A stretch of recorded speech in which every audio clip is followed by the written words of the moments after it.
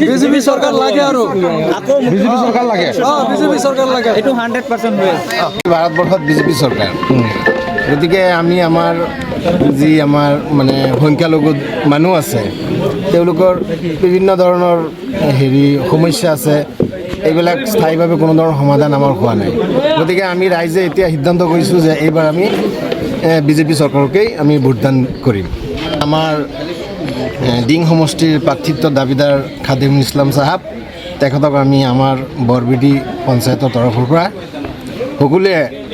পূৰ্ণ সঁহাৰি জনাই তেখেতৰ কাৰণে আমি দাবী জনাইছোঁ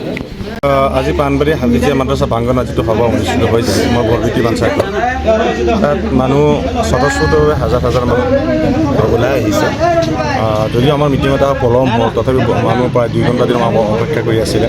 ইয়াৰ পৰা এটা প্ৰমাণ হৈ যায় যে আমাৰ সকলো সংখ্যালঘু ৰাইজ এইবাৰ আমাৰ বিজেপিৰ সমৰ্থিত হৈছে মানে যিটো বিগত আমাৰ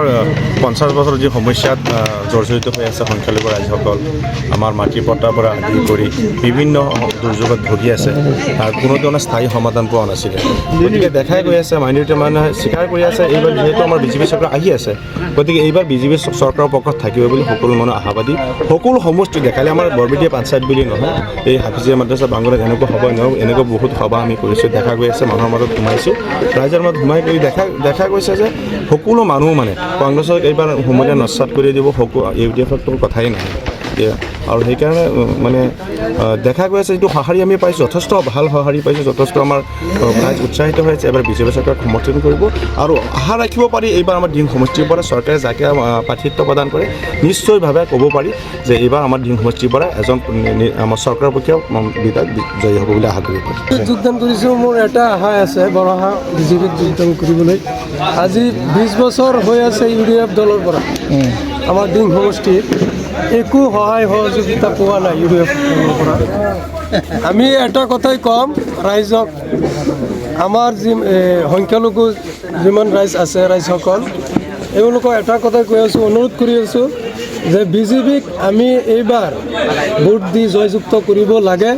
বিজেপি চৰকাৰে যদি আমালোকক সহায় একো নকৰে তথাপিও আমি কিবা কৰিব লগা নাই কৰিব নোৱাৰিম কিয়নো আজি 20 বছৰ ধৰি আমাৰ ইয়াত ডিং সমষ্টিত দলীয় কিবা বিধায়ক আমি বনাব পৰা নাই গতিকে এইবাৰ আমি সকলোৱে ভাবিছোঁ এটা কথাই যে বিজেপিক কেনেকৈ ভোট দি জয়যুক্ত কৰিব পাৰিম সেই চেষ্টাত